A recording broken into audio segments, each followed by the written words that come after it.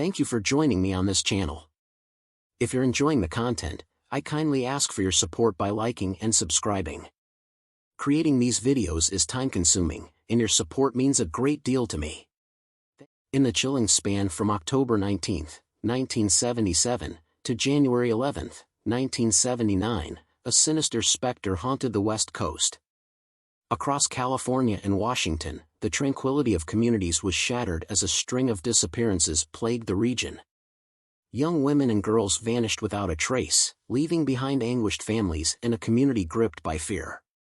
But the horror didn't end with their disappearance.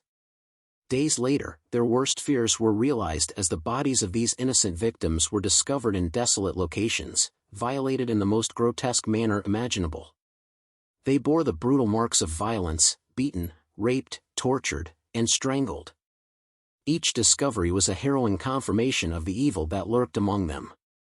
On the ominous evening of October 17, 1977, a gruesome discovery shook the serene landscape near the Ventura Highway at 6510 Forest Lawn Drive in Los Angeles. A naked woman's body, arranged in a grotesque manner, lay upon a hillside, a chilling testament to the horrors that unfolded. Identified as 19-year-old Yolanda Washington, her desecrated form bore the scars of unspeakable violence. Yolanda had been subjected to a merciless onslaught, her body cleansed before callously being discarded, a grim testament to the calculated cruelty of her assailants. Faint yet haunting rope marks marred her neck, wrists, and ankles, silent witnesses to the depravity inflicted upon her. She had suffered the agony of a brutal assault, beaten, raped, and mercilessly strangled to death. Killers pretended to be police officers in civilian attire. 15-year-old Judith Lynn Judy Miller was a student at Hollywood High School who also worked as a prostitute.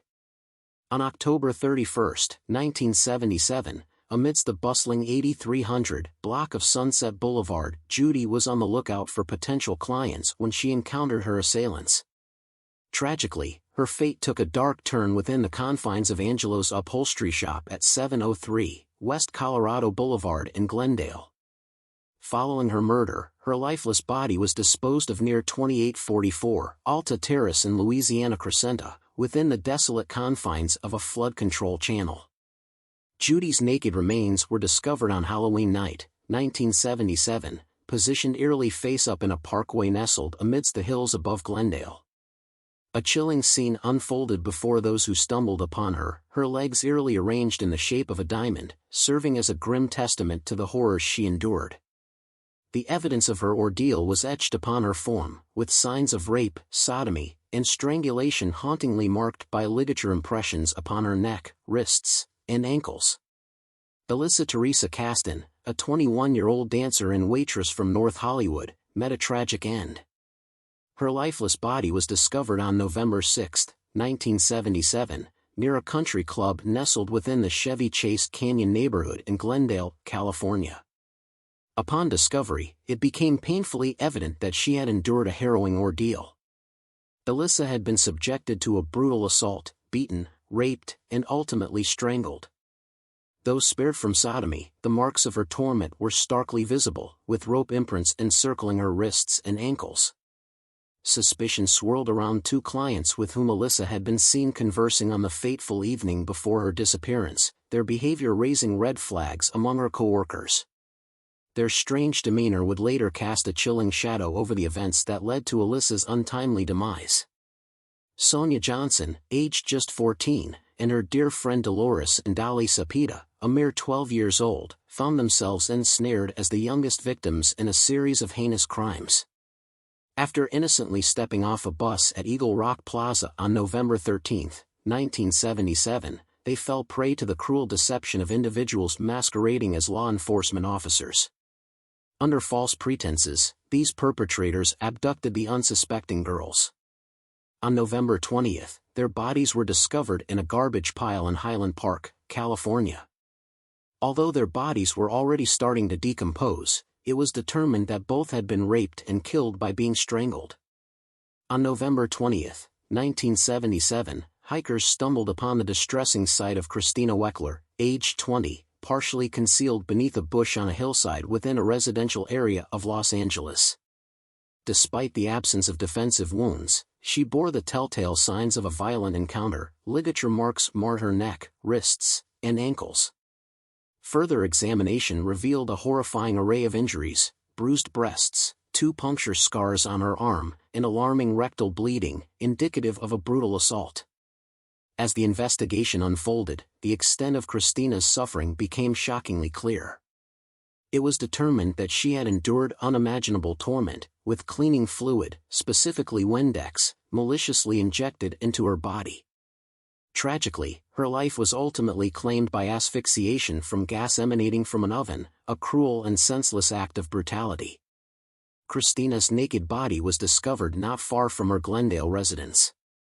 Evelyn Jane King, 28, an aspiring actress and Scientologist, was found dead in some bushes near the Los Feliz exit on the Golden State Freeway on November 23, 1977. On November 9, while awaiting a bus, she vanished.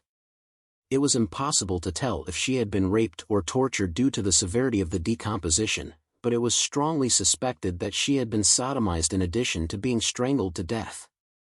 Lauren Ray Wagner, just 18 years old and a student at the business school, met a tragic end. Her lifeless body was discovered on the west side of Mount Washington, precisely at 1217 Cliff Drive in Glassell Park on November 29, 1977. The scene painted a grim picture of the horrors she endured. Burn marks on the insides of her hands suggested she had been tortured, likely by an electrical cord. Additionally, the presence of handcuff evidence pointed to her being restrained before meeting her untimely demise by strangulation. The chilling revelation that the perpetrator might have posed as a police officer or even been one sent shockwaves through the investigation.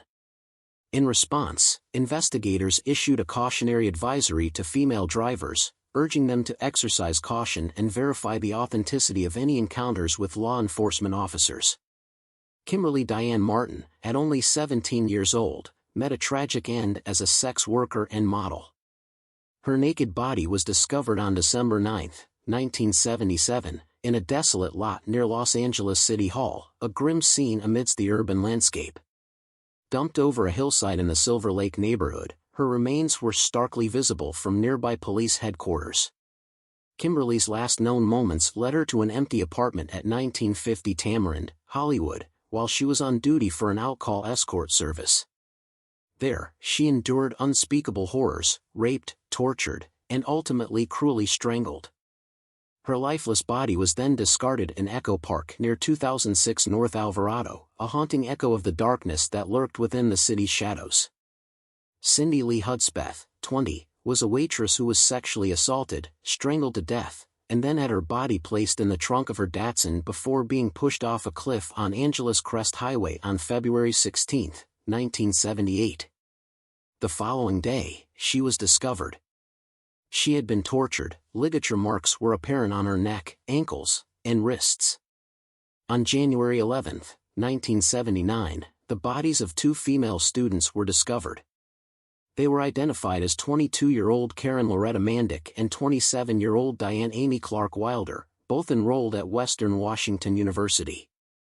The cause of death was determined to be strangulation, marking a tragic end to their lives. The perpetrator left behind numerous clues, leading to his apprehension by law enforcement the following day. A California driver's license and a routine background check connected him to the addresses of 2 previous victims of the Strangler. The murderer was identified as Kenneth Bianchi, who later confessed to having an accomplice named Angelo Buono Jr. Both individuals were arrested by the police, bringing an end to their reign of terror. The Alphabet murders, spanning from 1971 to 1973 in and around Rochester, marked a dark chapter in history. 3 young girls fell victim to abduction, sexual assault, and murder. Though Bianchi was never formally charged in these crimes, suspicions lingered due to his proximity to the murder scenes, working as an ice cream vendor nearby, and driving a car resembling one spotted near an abduction site.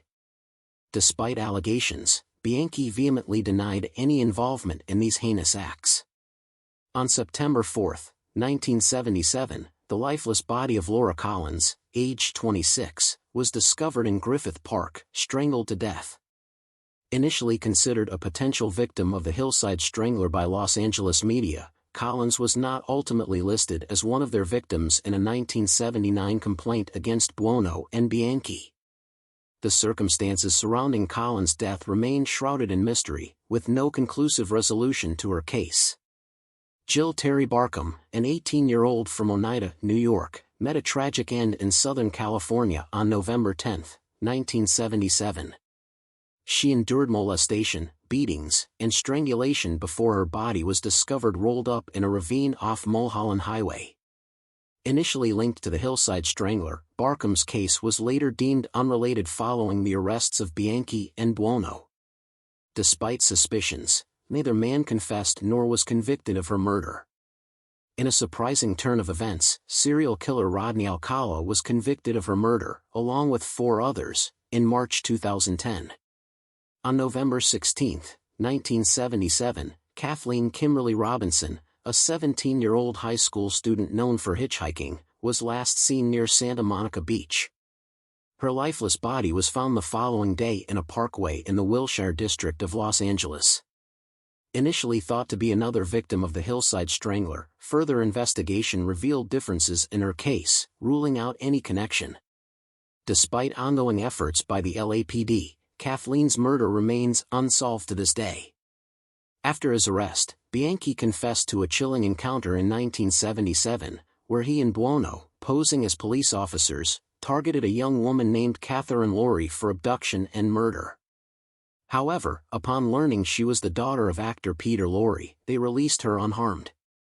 Only after their arrest did Catherine discover the true identities of her would-be assailants. Born on May 22, 1951, in Rochester, New York, Kenneth Bianchi entered the world into challenging circumstances. His biological mother, a 17-year-old alcoholic sex worker, relinquished him for adoption just 2 weeks after his birth. In August 1951, he found a new home with Nicholas Bianchi and Frances Sciolino Bianchi, becoming their only child. However, Bianchi's early years were marked by profound struggles. From a tender age, Bianchi displayed concerning behavior, earning him the label of compulsive liar from his adoptive mother. He often drifted into trance-like daydreams, and his struggle with petit mal seizures led to a diagnosis at the age of 5. Additionally, he endured frequent physical examinations due to an involuntary urination problem, which caused him significant embarrassment and distress. Bianchi exhibited numerous behavioral issues, including frequent fits of anger, bouts of insomnia, and persistent bedwetting during his youth. A significant event occurred on January 2, 1957, when he accidentally fell from a jungle gym, injuring his face. In response to his challenges, his mother sought interventions, enrolling him in a private Catholic elementary school and arranging multiple visits to a psychiatrist. At the age of 10, Bianchi was diagnosed with a passive-aggressive personality disorder. Despite possessing above-average intelligence, as evidenced by his IQ measured at 116 by the age of 11, Bianchi struggled academically. He faced expulsion from schools on 2 occasions due to conflicts with teachers, leading to a perception of laziness from his mother and claims from educators that he was not performing to his potential. At age 12, he pulled down a 6-year-old girl's underwear sometime in July 1963 after deciding that he liked doing it. After his adoptive father died suddenly from pneumonia in 1964, the teenaged Bianchi refused to cry or show any other signs of grief. After her husband's death, Frances had to work while her son attended a public high school and was known for keeping him home from school for long periods of time. Nonetheless, Bianchi dated frequently and even joined a motorcycle club. Shortly after he graduated from Gates Chili High School in 1970, Bianchi married his high school sweetheart, Brenda Beck. The union ended after 8 months. Supposedly, she left him without an explanation. As an adult, Bianchi decided that he wanted to become a police officer, and he enrolled at Monroe Community College to study police science and psychology but dropped out of college after just 1 semester and drifted through a series of menial jobs, finally ending up as a security guard at a jewelry store. This gave him the opportunity to steal valuables, which he often gave to girlfriends or prostitutes to buy their loyalty. he applied for a position at the sheriff's department but was rejected. Because of his many petty thefts, Bianchi was constantly on the move. Bianchi moved to Los Angeles, California, in 1976 and started spending time with his older cousin and Francis' nephew, Angelo Buono, who impressed Bianchi with his fancy clothes, jewelry, and talent for getting any woman he wanted and putting them in their place. Before long, they worked together as pimps and, by late 1977, had escalated to what would become known as the Hillside Strangler murders. Bianchi and Buono had raped and murdered 10 young women and girls by the time they were arrested in early 1979. During his trial, Bianchi entered a plea of not guilty by reason of insanity, asserting that an alternate personality named Steve Walker was responsible for the crimes. It was speculated that Bianchi's inspiration came from the film Sybil, depicting a woman with multiple personalities triggered by childhood trauma. Despite convincing some psychiatrists of his condition, investigators, led by Martin Orne, cast doubt on Bianchi's claims.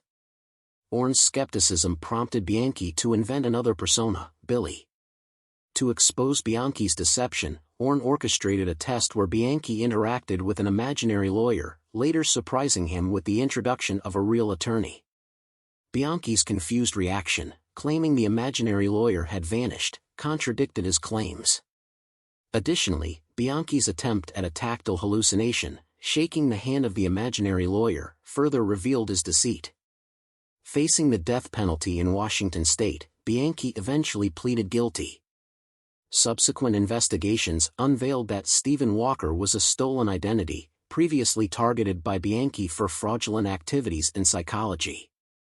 Further evidence emerged from a collection of psychology books found in Bianchi's possession, indicating his knowledge and ability to feign the disorder. Eventually, Bianchi confessed to fabricating his condition and was diagnosed with antisocial personality disorder with sexual sadism. In a bid for leniency, Bianchi agreed to testify against Buono but offered obstructive and contradictory testimony. Despite his efforts, Buono was convicted, receiving a life sentence. Bianchi himself was sentenced to 6 life terms with parole eligibility. In 1980, Bianchi formed a relationship with Veronica Compton, who later testified on his behalf during trial, providing false information in an attempt to exonerate him. Compton's involvement in criminal activities, including a botched attempt to frame Bianchi as the Hillside Strangler, led to her own conviction. Bianchi allegedly aided her in obtaining semen to plant on a victim. In 1992, Bianchi filed a lawsuit against Catherine Ironwood for featuring his likeness on a trading card, claiming it infringed on his trademark. The case was dismissed, with the judge highlighting Bianchi's hypocrisy in seeking recognition for his face while hiding it during his crimes. Currently incarcerated at Washington State Penitentiary, Bianchi was denied parole in 2010 and will be eligible for reconsideration in 2025. As we consider the gravity of Kenneth Bianchi's crimes, there arises a significant concern regarding the potential implications of his release. We invite your perspective. Do you believe his release could pose a risk to others? Your input is appreciated. Please share your thoughts in the comments section below.